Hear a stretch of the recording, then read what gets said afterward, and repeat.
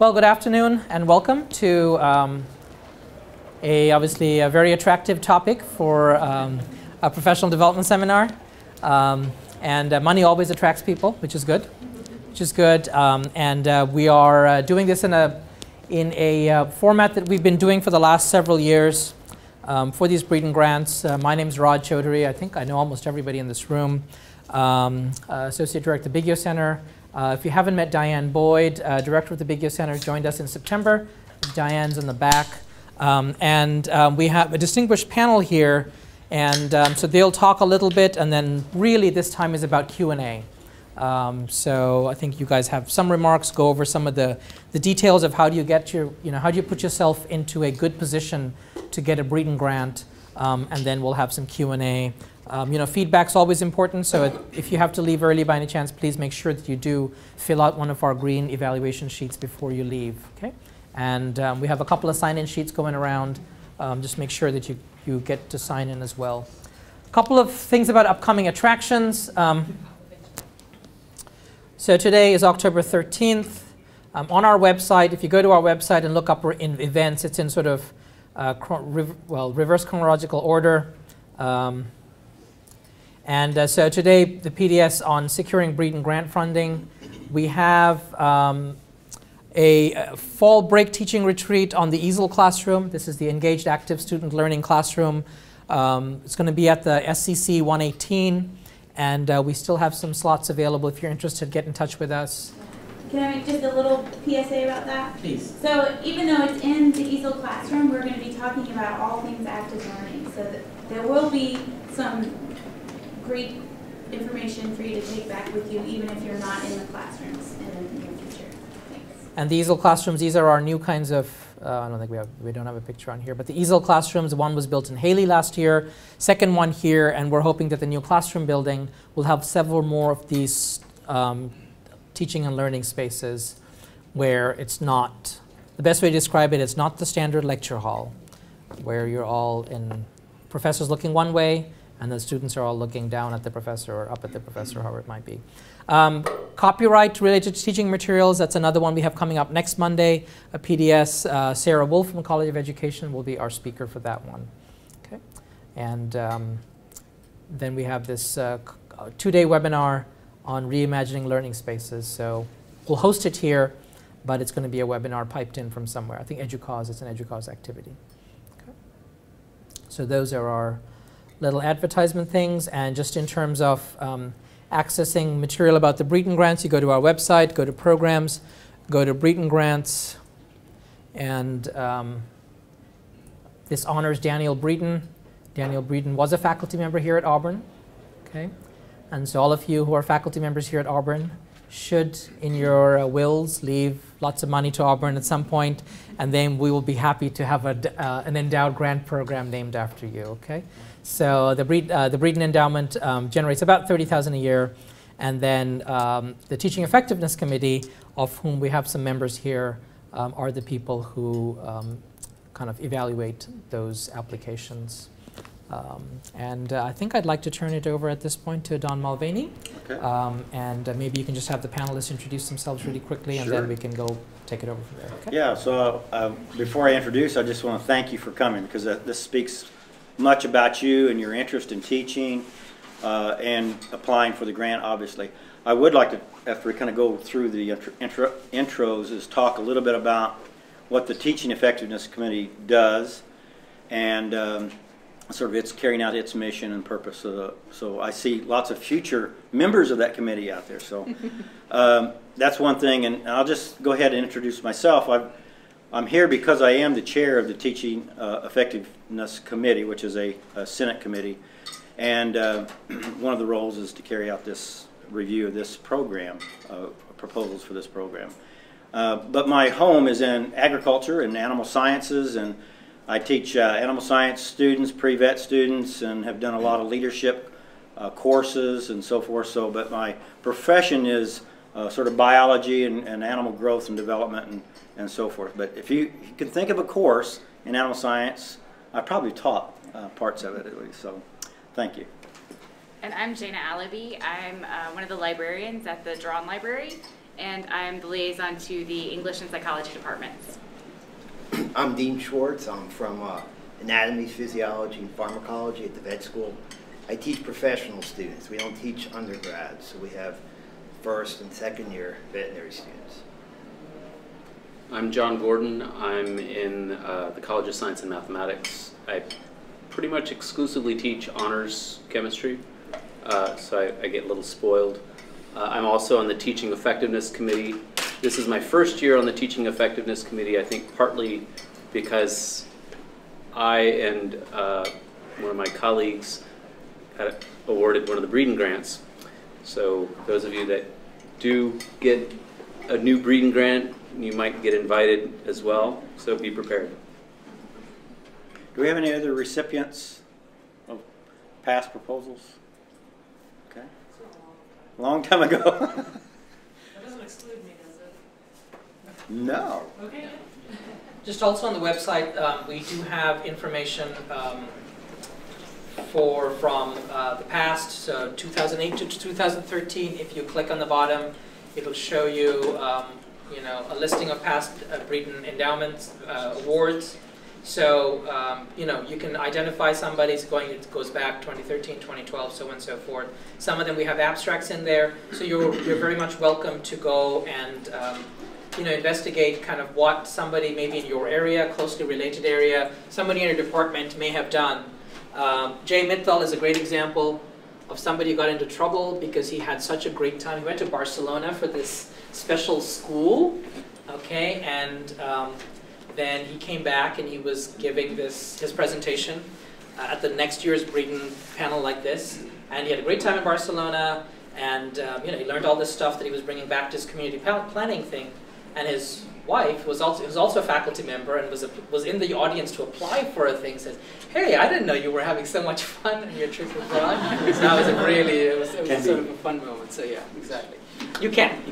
So I'll kind of turn it over to you just to talk about the basics of the grant, and I can bring up the application form at the same time. For the sake of time, I don't want to get into details that are really posted online. So I want to really get down to your questions and to see if we can provide some responses for that based on experiences and in reviewing the proposals. I want to tell you about how we make it work, so to speak. Before I get to that, I just want to put a plug in then for the Teaching Effectiveness Committee.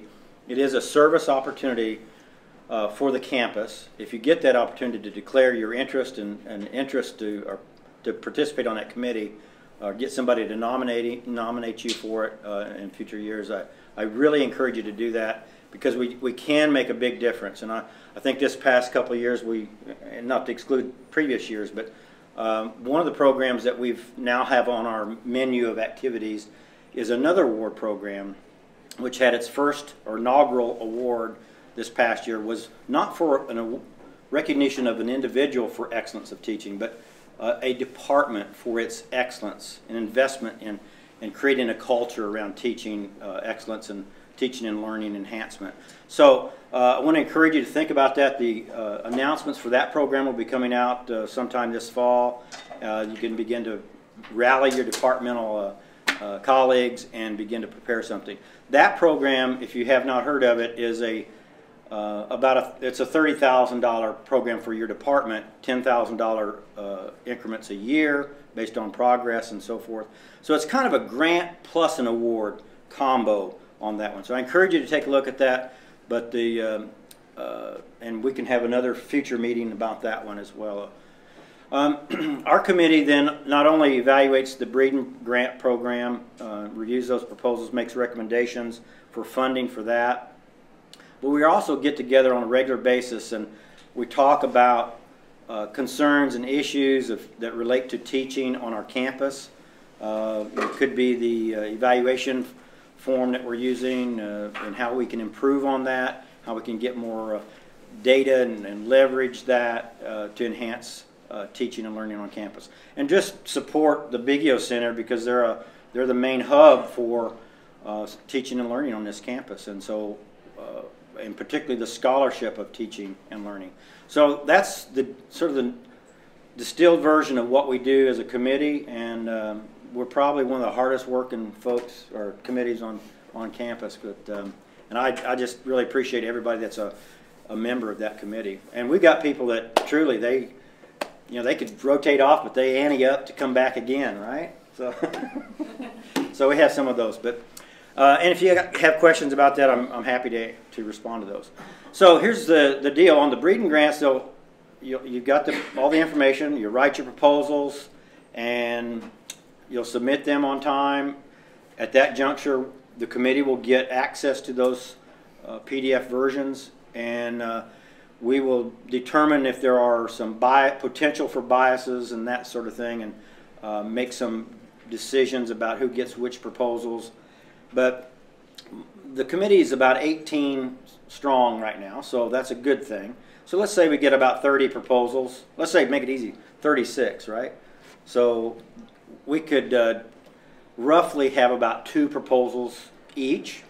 And what I like to do is have an individual panelist to be a primary on one proposal, and then kind of a secondary on a second and third proposal, perhaps. And we just really like to cover the bases.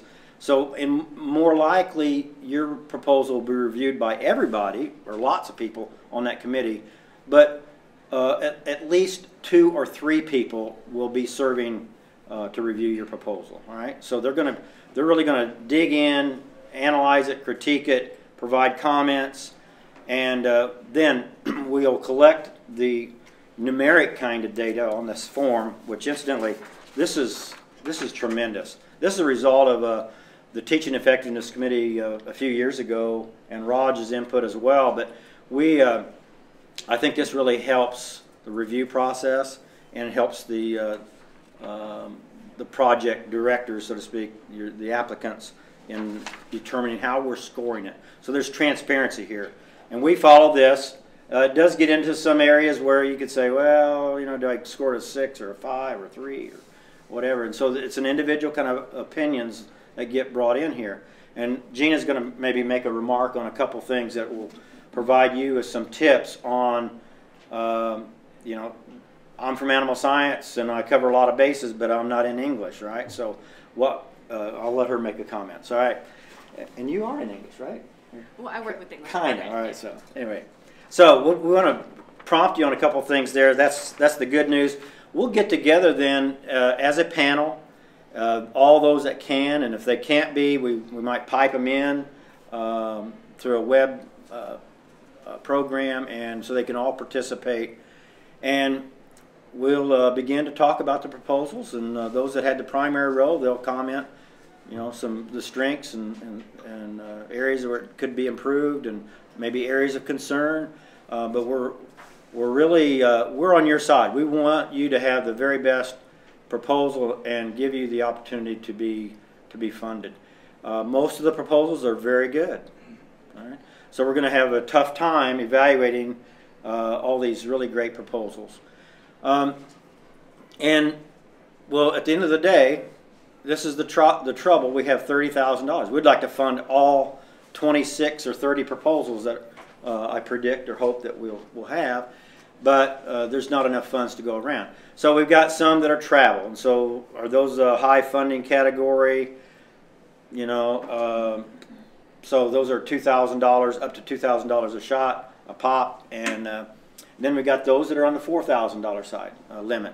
And so we began to look at the highest ranking proposals until we run out of dollars, all right? And then we kind of got a list. We may go to the provost and say, oh man, we got to fund these extra too, But, so we can do that, but it's not something we can count on. So we're going to stop the funding at around that $30,000 mark.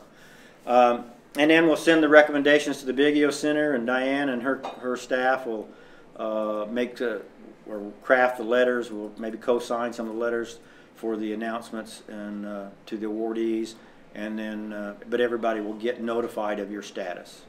And that's basically the process. All right. Now, I could go on, but I'd rather maybe have it from questions. And I think we've got people on our panel that have just tremendous experience at evaluating proposals. And maybe in some cases more of a scientific side, but then there's other categories of proposals that they've set on national panels and other situations. And so I think the way we're operating this is kind of mirroring what would go on if you wrote a very large dollar grant at a national level, whether it's NSF, NIH, and so forth. So we're going to kind of mimic some of those elements and to get the very best proposals. All right. So Don, if we don't have any immediate questions, maybe, and if Jenna, if you want to say something about the form, but maybe I was thinking that John maybe could describe his award-winning Breeden proposal from last year. Take a few minutes to do that, and that might just get people's creative juices going. But then I want the group to do a little active learning exercise for 2 minutes. Okay. Are you comfortable with that? John, you good to go? Okay, all right. You can go ahead. Oh, okay. So I was awarded with my colleague now, who was a postdoc at the time, Lynn Mandeltort, a Breeden grant to bridge from the honors general chemistry curriculum as a... We used the honors general chemistry class to identify high aptitude students that had an interest in teaching.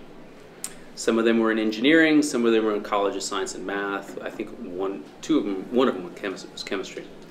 And we found through a series of post-course assessments which laboratories didn't interact with the students at the level we wanted to. So their least favorite and their most favorite labs is what we pulled them for. Once we identified their least favorite and their most favorite, we identified a group of students that we hired through the summer to come up with new experiments that would be incorporated into the next year's curriculum. That was a very, well, big project because you're trying to teach students how to think about the student input while not really having the background of understanding the complexities of the laboratory environment. So we ended up identifying 2 labs that we currently have in place during the course of this, and they're very favorable labs. One of them is a particle in a box laboratory where we take very simple molecules and can estimate the chain links. And I think the point of this Breeden proposal was really allowing us to introduce the teaching and learning process to a much younger group of students so that they're actively engaged in knowing why they're learning certain things. And it allowed us to identify potential pitfalls of disconnect. Again, my background is in chemistry, not in cognitive learning or education even. But the fact that we were thrust into this position to interact with the students, and my learning objectives and our learning objectives were sometimes, and take-home messages, were often much different than the students' perspective. What they gravitated to was very much a different learning outcome. So I think that the most important aspect of this was introducing the students to the learning, but also collecting the data which would allow us to present at a something like the, what was it called, Conversations. Conversations and Celebration of Teaching coming up are on-campus Celebration of Teaching, January 30th, 2015. So mark your calendars. As you are composing this, think about what are your, if it's not a travel grant, because I've never applied for one of those, but think of it from the perspective of, is there going to be change longitudinally? Will this be something that can change a class for more than one semester? And what's the overall take-home for the student, for the student's perspective? Is this something that you can present either at a conference, locally or nationally? Is it something that can be written up from a like an educational perspective, a journal article perhaps? There was a lot more to what we put together than what we didn't get to all of it. Naturally, you propose lots, but then you have to pare down. So okay, thank you. And Lynn is here in the back, wearing the yellow sweater. She did most of the work. So thank you for coming, Lynn. So So what you spend the money on? Student salary. Student salary, okay? Students are actually Undergraduate students. Undergraduate students. Undergraduate students they're relatively cheap, surprisingly cheap. And getting them to commit in a summer is sometimes challenging, so you have to nail them down to schedules. But we also used it for some interface devices. We initially thought that we would try to incorporate some computer-based learning into the classroom. That's a much larger problem just because the vast number of students that we have in the freshman curriculum. It doesn't translate directly into the entire class, but we were able to translate it into one course's experience. It's almost like a vetting process to see if it works. But it was a fairly inexpensive operation. I mean, 4 students from 3 different colleges. Fabulous. Okay. So with the panel's permission, I'd like to try something that we've not tried before. Okay. All right. So we have a really great crowd out here. Okay. And we believe at the Biggio Center very much in active learning. Okay. So what I'd like you to do. Okay. So some of you came here because you had some kind of a germ of an idea in your head, right? What I'd like you to do, we're going to take about 5 minutes on this exercise. I want you to turn to your neighbor, preferably a neighbor that is not from your department or somebody maybe you don't know, and I'd like you to explain to them, okay, in like 2 minutes or less, what is your kind of idea for your Breeden grant, and then hear back from them. So both people do this to each other and see, can you verbalize and or put into words about what you were thinking about, okay? And for some people, this might be easy, you're ready to go, you have an idea. Some people, you're still fumbling for the words, but let's try it because I think now that you're here, you've heard a little bit about it. This is a great time to kind of activate those thoughts. And then out of those thoughts, we'll hear some of those ideas, and then the panel might even be able to give you some feedback on what they see in terms of innovation in the ideas. Okay? All right, 5 minutes, go. Find somebody to talk to. There, you guys know each other?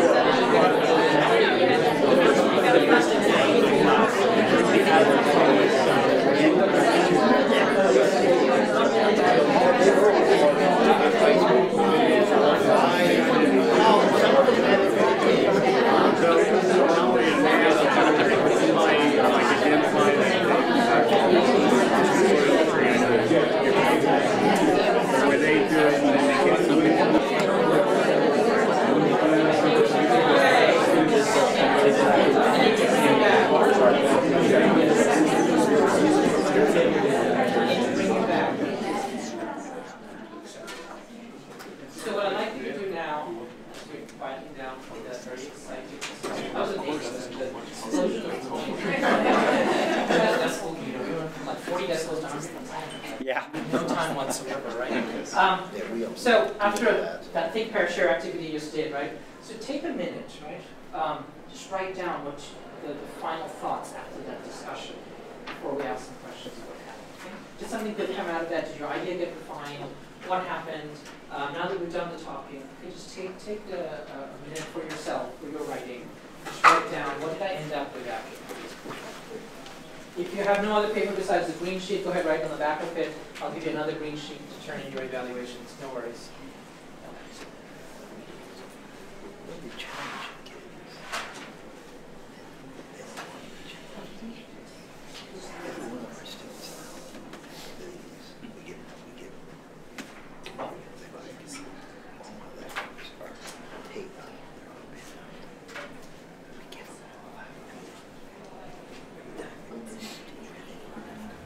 So this, of course, also works nicely as a classroom activity.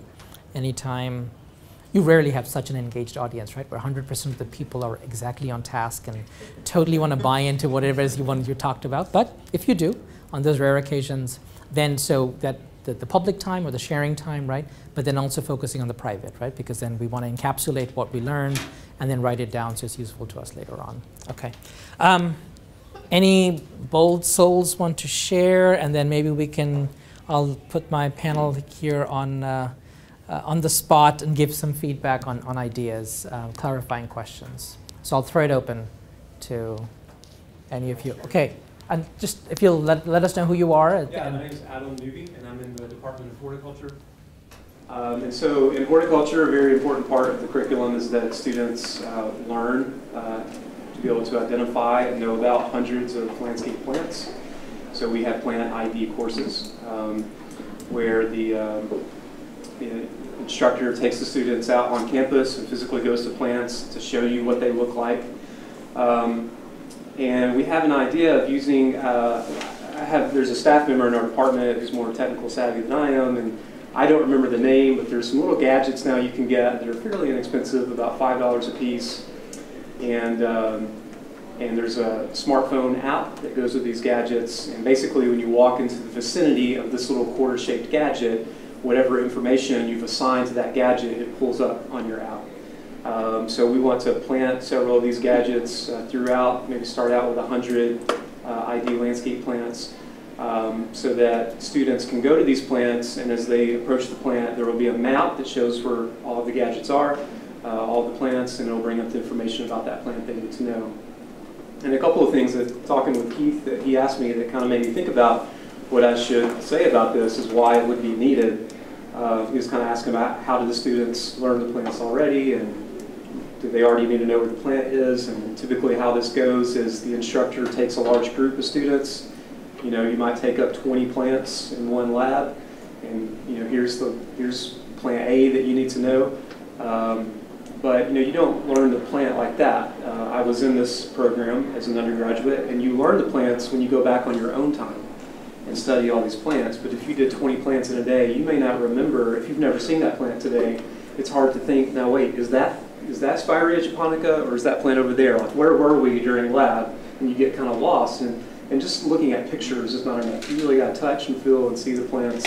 So this would be a way that students, when they study on their own, could find the plants. The plants would have to be marked in some way so they know they're looking at the right plant, and pull up the relevant information they need to know about that plant on the app. So that's what we want to do. Wow. That set the bar quite high. This is a really good sounding proposal. Thoughts, guys? Jana D? Yeah, I mean, I think one of the things that's really great about what you just provided was a lot of the, I mean, you started out with why it's important, right? So why does this matter to horticulture? Because I think that's one of the things. We have a committee with people from all kinds of disciplines, and there's probably going to be somebody who gets it, but then there'll be other people who don't quite get it, right? And so it's nice to have that already laid out so that then we're not trying to spend our time discussing why is this even important. Like, we get it, and we all have that sort of baseline. And then I think one of the things I also liked was when you added that detail about the importance of being able to use this as a tool for students when they come back to study. Because I think that's where you're really getting that benefit, right? So it's not meant to sort of supplant the instructor labs, right? It's really to supplement the students and to help them with their studying. And so I think that, I mean, it sounds really good to me. Yeah, I come from a science background, so when I review grants, it's, you know, this is what's known, here's the problem, here's the hole, here's how we're going to solve it. And I think that's a great plan, the way you presented it. I think it's a very good plan. Now, you just have to remember, we are from different disciplines. We're going to have chemists, physiologists, history, English, agriculture. So you have to gear the language toward a lay type of grant. You know, not put a lot of specifics or industry words that everyone may not understand. That's a key. And the other thing is, if you look at the rubric here, you know, most of it, 30, and this, we go by this. Everybody marks down their scores, and most of it is the narrative. And that's where most of the grants make it or don't make it. But you got to keep an eye on detail. For like the budget, it's 5 points, but if it's not clear and you get knocked off 5 points, it's going to kick your grant out of. And so, whereas the big picture, the narrative is important, we all look for details too. We have to separate one grant from another. And so you all got to do your due diligence and make sure you cross your T's and everything, especially on things like the budget, your abstract. Keep your abstract to 100 words. If it's 150 words, you know, you're minus 2 points. Well, 2 points may not seem a lot, but if you've got a 48 and the cutoff is, or you got a 45 and the cutoff is 46, you're out. And so keep an eye to detail. Yeah, I think you're absolutely right in terms of that detail and that specificity. Because I know in our discussions when we talk about the proposals, a lot of times I think it does come down to, you know, I might think that this is a really great proposal, but then when we start looking at it more in depth and as a whole committee, a lot of times there might be issues if there's not a lot of specificity. So it's like on the surface this sounds really good, but if there's not, you know, the details there to support what they say that it's going to accomplish, then that's where I think things can kind of lose points and kind of slip down the scale. I liked your idea. It was interesting. It's like geocaching, if you've ever gone geocaching. But you can do geocaching without any equipment other than just a smartphone. So you might be able to do just GPS location on specific sites and then have that keyed into specific URLs. So when they reach a point, they key it in and then they can get the information, since we are supposedly Wi-Fi connected everywhere on campus, when it works. But another thing that might be somewhat interesting is if you tie it into the broader educational perspective, where once the students are able to identify a particular species, well, what if they're walking on the edge of campus and they see the same thing? Can they input that observation, and then you can keylog that aggregate data as a whole and share with the community? That would bring it back like one more level of feedback. I thought that would be a nice tie-in to like the sustainability measures within campus. Okay, thank you. Couple more. Let's go there and come to Joe. Okay, well, I'm really thinking in terms of, I'm Stephanie Shepard, I'm in geology and geography. I'm really thinking of applying as to rework just one piece of my class with the idea that then in the next year I'd actually go for an SF funding to redo the whole class as a different teaching style. It's a traditional lecture lab class, and I want it to be a project-based class with integrated lab and lecture instead. So I just want to do one little bit. But I guess my question would be in terms of then how important in the process of you guys evaluating these is then the evaluation of what you proposed. So in my narrative, I'm assuming I need to explain how I'm going to evaluate the project. And so how, okay, yeah, so how is the assessment part, how is that dealt with? It's important. Yeah, so you could, I'll comment and you could weigh in, but this is a frequent point deduction. Right? Great idea, great other pieces, but and you talk about assessment, but there's no detail on the assessment, it's going to lose some points. So let me get this. You're going to try to use this as seed money for? Well, my idea would be, because it would not be enough money, or the timing of this would not be enough to redo my whole class, right? But it would be enough money, say, to just do one little section, test it out, and pay students basically to test it out on them in the summer, because it would probably involve field work and study landscape processes. So you got to go out and see the land. You can't just sit in a chair. And so I would want to pay the undergrad students, like maybe 5 or 6 students, to actually do that section of the course with me, provide me feedback, and help me rewrite it before I actually taught it in a class. Yeah, I think we have not received grants like that before, where you're using it as seed money to get a larger amount of money. Assessment is going to be big there. You know, how are you going to assess it, and how are you going to use that information to develop your NSF grant or every type of grant? Very good. We had a hand here, then we'll go to yours. Okay. All right, go ahead, Joe. I really have like 2 different concepts, but I'll go with just one. Essentially, my proposal would be for course development. Recently, the most recent issue of the Journal of Public Administration and Education points out that, an article within it points out that people are coming out of Master Public Administration programs and going out in the field knowing nothing about GIS. GIS is probably the most prevalently used tool in the field. There are many, many applications for it, and there needs to be a development of courses within public administration that will at least familiarize these people with the tool itself. I've had some pretty extensive use of it after 25 years in the field of public administration. And I've helped design and implement GIS programs in at least 2 different governments. What I want to do is to bring my knowledge more up to date, because the last involvement I had with it really was 12 years ago.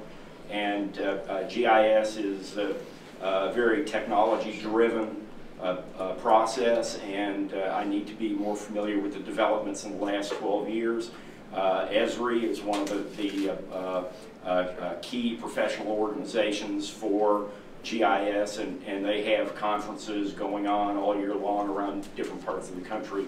I need to go to 1 or 2 of those and get more familiar and develop a course that will be effective for MPAs. Okay. Very, very consistent. So what I'm hearing is that's a travel, you're looking for a travel award to go, bring your skills up to date so that you can then bring those back and develop in your course at Auburn. That's fun. Okay, we've had many proposals like that in the past. I think that's right. Great. Hand in the back. Yeah, yes, go ahead. Yes, Dwight, polymer fiber engineering. My idea has to do with an experience I had last year when I took a more or less mechanics class to the ESA room. And part of the mechanics class is that you need to provide information about the equations, how the equations are used. And then I asked the students to take these equations and write a computer program that turns these equations from abstract notions to a calculator, and then use these as part of a design procedure. So my idea was to go through all of this route, and I prepared for the class, and I had a serious problem during the class regarding information transfer. How do I inform the students what are the equations, how they are, what are the backgrounds for it, etc., without having to give lectures? Because the ESA room, the environment, it maybe allow for 10 minutes lectures, but that didn't work well with me. So I used the flipped classroom concept, and that worked like maybe 30–40% effectiveness. So when I quizzed the students on the flipped classroom, that didn't work well. I invited Raj to come, and he kindly came to my class and gave me assessment. But what showed is that this part was missing.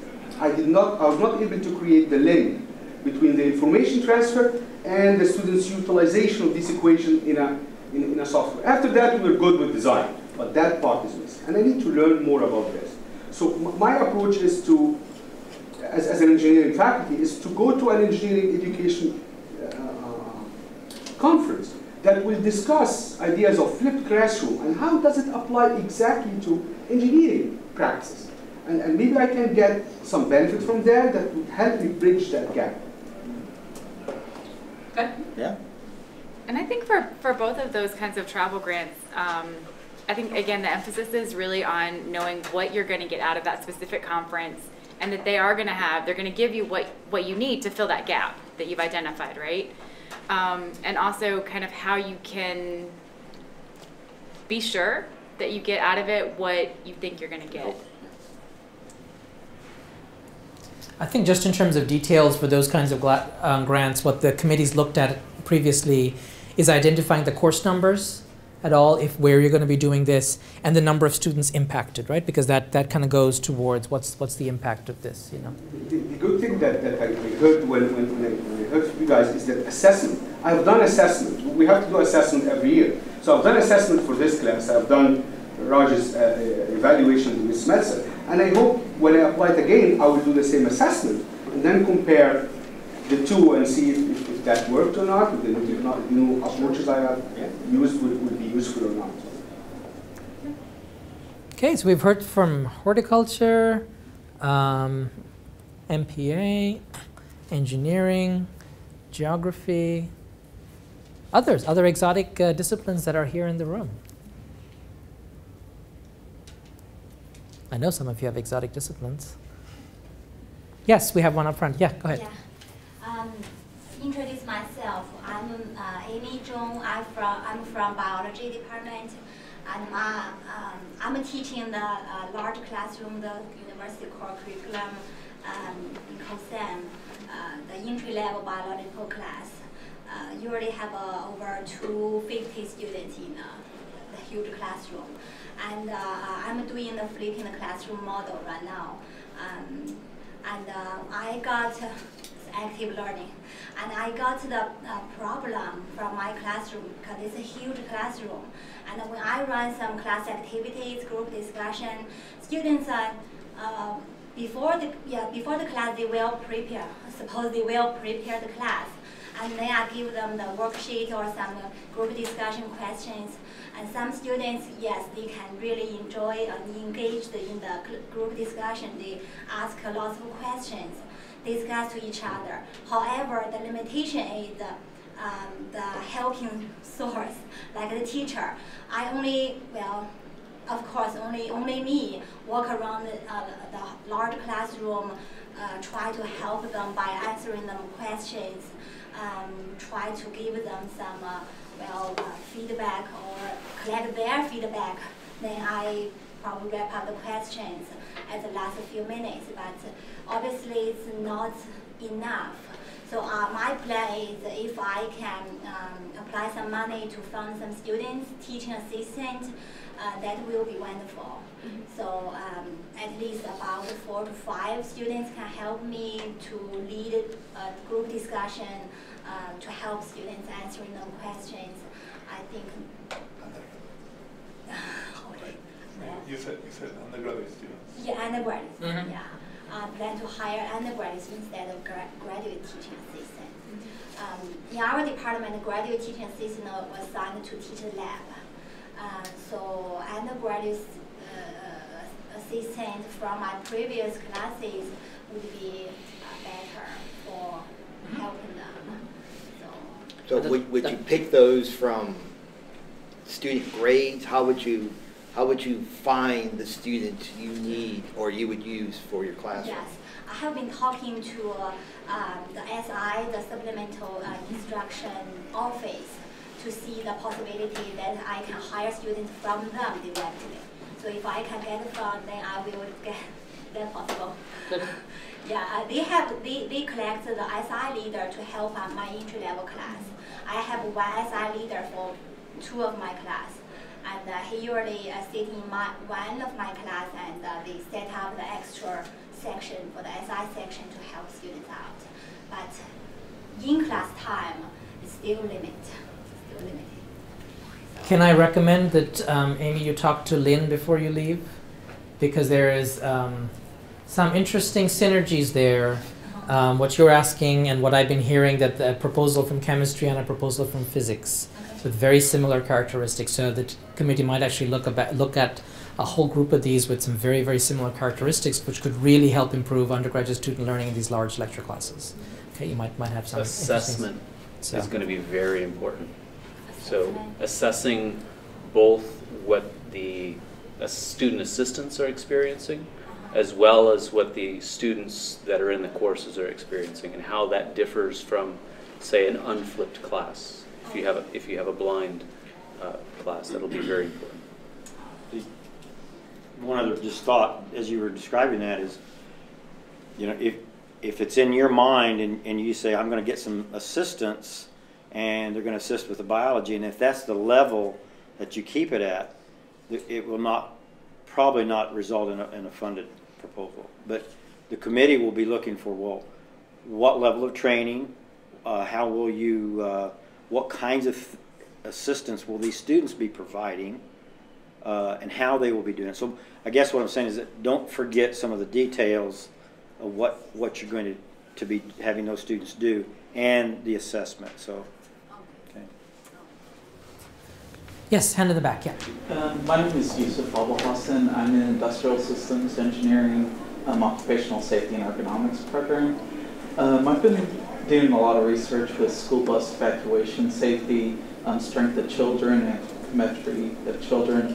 And basically my idea is to get funding to build so all school districts are required to do twice a year training evacuating school buses on all kids attending the school. Either they ride the bus or not, all kids have to do it. The way they do it is usually they just evacuate kids through the front door. That's pretty much it. They don't do anything with the back emergency door, or roof hatches, or anything like that. I was planning on using funding from a program like this to build a structure which can be incorporated in classes in elementary schools and middle schools to expose the usage of a school bus, emergency evacuation systems to a child, to learn how to use it, see if they can use it, what changes are needed to be made to such systems. Yeah, go ahead. Take the it was possible an outreach grant. Teaching outside of Auburn University and more in school districts. Good question, and we have an answer. So my first reaction was that I was processing, how does this affect Auburn University, our classes? So I'm not speaking for the committee, but my sense is that'll be a question that'll come up, and whether so I was processing, is this going to be something we could use to help future teachers that are being prepared here at Auburn have that kind of capability as well? Then I think you got a really great piece. But for it being an outreach, it is more of an outreach, and there might be another grant program that would be more appropriate for that. So I would recommend the outreach scholarship grants for that one. Those are due November 20th. Okay, so if you just go to Google, do outreach scholarship Auburn, do a search, that thing will come up because the Breedens are really for Auburn faculty, Auburn students, Auburn classes, right? So unless there's an element there in which students in industrial systems in the OSHA program, their training is somehow being enhanced. Or it would probably... if they're the ones who are creating them. That's what I'm saying. Their training is again enhanced, right? In terms of systems design. So Breeden impact primarily on Auburn people. Outreach scholarship impact on taking Auburn expertise and impacting the community. Okay? So those would be two distinctions. But yeah, but the outreach scholarship grants are also a great way to try to get money for this kind of activity. It sounds like a great project, so I'd encourage you to pursue it. Probably have time for a couple more questions, a couple more hands. Kelly, did I see your hand earlier? No, I didn't. If you want me to. Okay, all right. Go, and then I'll go to Michelle. Okay, all right, yeah, go ahead. So, I have a dual appointment. I'm teaching English as a second or other language and early childhood. And our early childhood department has really discovered the need for more writing instruction on how to teach writing to young children. So I'm very interested in teaching them how to teach the composition of writing to young children who are learning English as a second or additional language. So with this grant, there would hopefully be funds to purchase books that they could use, and I'm talking children's books that are culturally relevant to the students with whom we're working. And during that process, I would like to have some undergraduates work along with me to select those books, evaluate them, analyze why they would be good texts, and to create some lessons and curriculum that they could then use. Along with that, to have some videos. We have a summer program for our early childhood education department, and actually doing some of that work during that summer program and videoing that so that we could then use it with later classes. I'm teaching a class right now, and a small portion of that is writing, but it's very difficult for my students to think about writing in this way because it's so different. They're used to assigned writing much more than actually being taught what makes writing engaging and how to write well. So it would have multiple levels, I'm guessing, but hopefully we could come up with curriculum materials, some videos, and hopefully it would lead to publications, hopefully with a group of undergraduates that are possibly going to pursue graduate, and this would give them a great opportunity to. So I think one thing that really helps is, so when you were starting to talk about it, I was like, well, but buying these books, I mean, that's things that maybe the Learning Resource Center could do or the library could do, right? But I think what really helps to make it more of a Breeden grant type proposal is the curriculum materials and the videos. And I don't know, I mean, I kind of think personally, if you have already identified like a set of sources that you want to have to purchase, and then maybe you're using the students that you work with to develop the curriculum materials and then to do the videos, that to me seems a little stronger, but I don't know. Others might have a different opinion. I would agree with that. I liked your interest in the scholarship piece of it, so that there's a publications about the new pedagogies that you're going to be developing and so forth, so that would strengthen it. Great, thank you. With a hand over here, yes. Marcelo Cordova from physics. My project is similar to what was mentioned in chemistry, to use computational tools in the classroom. The thing is, what I'm targeting now are small physics major classes, so basically I have 3 questions regarding the criteria for the award. One is, is there a limit in terms of number of awards per department? Yeah. The other one is matching an important thing taken into account in the budget. If you can get matching, then that's great. Go for it. Well, I would apply for other stuff. And the other thing is, that's being a young faculty, I don't have previous accomplishment in teaching. I don't know if that counts or not. Yeah, that's okay. And actually for the rubric, you get sort of a bonus for not having received a Breeden grant before and for being early career. So if you've never gotten a Breeden, that's 2 points. And if you're early career, pre-tenured, clinical faculty as well, and if we know you from new faculty scholars and stuff like that, then you get 3 points. And I would say just based on what you're kind of talking about with you said sort of physics majors, one thing that might give you fewer points, right, is the number of students that would be likely to be affected. But I think if you can do like sort of the potential impact beyond the period of the grant, ideas of being, you know, adopted by other instructors, I think that can definitely make up for that. Or training students in some capacity that might come back into the freshman or sophomore curriculum. No, I think those aspects are there. But. Okay. I'll make a comment on the matching thing. So let's say if you got a startup package or something you're working on, and you're going to say, well, I got $50,000. I want to, you know, match this $4,000 request. Well, that kind of looks weird, all right? So why don't you just do what you can do with your $50,000?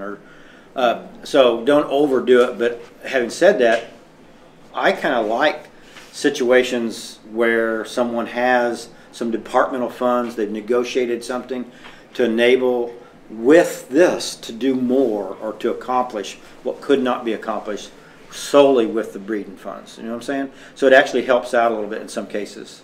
Not always, but in some cases. No, in our case, I talked to the chair in my department, and he expressed interest. Okay. We're going to be a different route for this thing too. But I don't know if... It's not a deal breaker. No, no.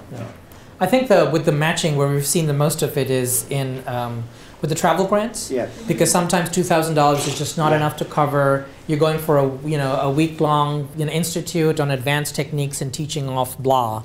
And then you say that, okay, my department's going to give me some part of it, like the registration, and I really need the Breeden for the travel and the room and board parts of it, And so those kinds of matching funds, I think we've seen lots of proposals, right? I think one of the things that tends to be less successful is if it's a project that you were going to do anyway, right, and you just want to get some money for it, right? Yeah. So I think that's one of the things that those projects tend to be less successful. Yeah.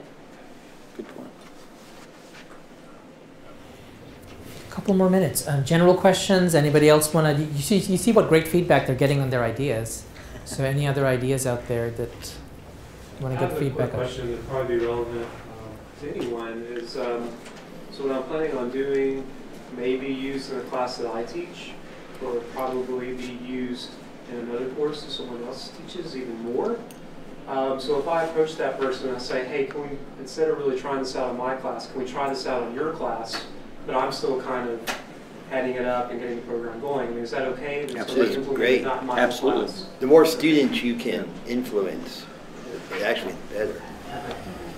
And they could be a co-PI. You could be just, you could be the principal investigator. You could just list them as a co-PI on the web. The fact that it's disseminating through the curriculum is a positive, especially if it's from a lower division course up to upper division courses. They use the same technology, the same techniques. Or, I mean, you could also have that in terms of the idea has potential to be adopted by other instructors. So you can say, I'm going to pilot it in my smaller class, and then, then it can be translated to this larger class would be another. It's going to get a lot of practice, yeah. The people on this wall have been very quiet over there under the TV. And any comments from that part of the peanut gallery? No? Okay. Yes, I'm sure go ahead. It's probably somewhere in there, but what's the award date on the money? And what I'm thinking is, like, for what semester could that potentially be used for? That's actually undergone revision this year, so you want to address that, Don? Or is it on the page? Okay. I thought I saw it on the web. I saw the due date, but I'm not sure. Award would be beginning of spring term. Yeah, so January. And I believe it's 15 months is the expenditure cycle. Go to the third page on that document. It's at the top of the third. Yeah, January 31st to March 31st. Thanks. Yeah. There we go. January 3rd. So between, and it doesn't, if you need to go somewhere for January 15th and that's a major meeting that you're going to, that's okay. Just, we work with you on the administration side. This was just to make sure that we had enough time to get all the awards done, paperwork done, so on and so forth. But it's not like, a federal government cutoff deadline. So we have some flexibility there. Yes. All right. Thank you. All right. I'm wondering if my idea would be more appropriate for outreach grant because it could possibly make money. So there's that. I didn't think about that. What I'd like to do is to fund students that are interested from clinical psychology, counseling psychology, maybe marriage and family that were interested in going to a training for an evidence-based therapy called trauma-focused cognitive behavioral therapy. I need to pay the trainers, and they are expensive, so it's like I got their quote, and I've trained with these people, but I was a student in my residency, so it was free to me. But it's about $4,000 to $5,000. So I would want to fund them, but I can open it up to the community because there's a push in DHR for people to get trauma informed, and this therapy would be interesting to them, so they would pay to come probably, because the training is not something you necessarily want to be small because they usually break up in groups. And so I just realized that they would probably pay, but the students wouldn't. I thought, well, that's not good because my grant would make money, or is that good? So I don't know how that. Maybe you could divide it into 2 portions. As a test pilot, you can just do Auburn students to start, with the possibility of bringing the overall community into it. Mm-hmm. So I think it's an educational experience for students that you're creating as a conference or training workshops and all. Has some potential. The one thing I want to just, that popped in my head is, that would sort of turn me a little bit as I interpret the Breeden characteristics, is that I look for the training to stay with Auburn. So if we're if the grant is used for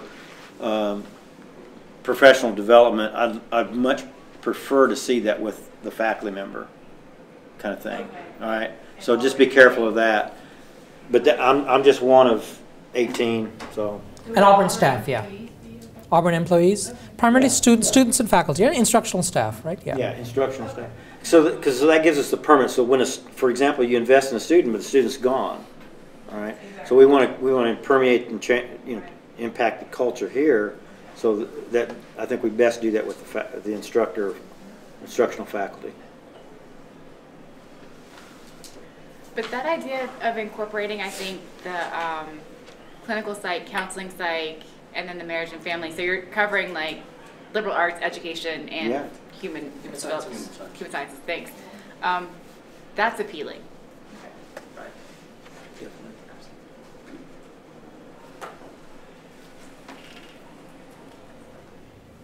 Okay, if there are no other questions, your last task is the green sheet.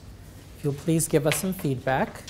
And then let's also give the panel a hand and thank them very much.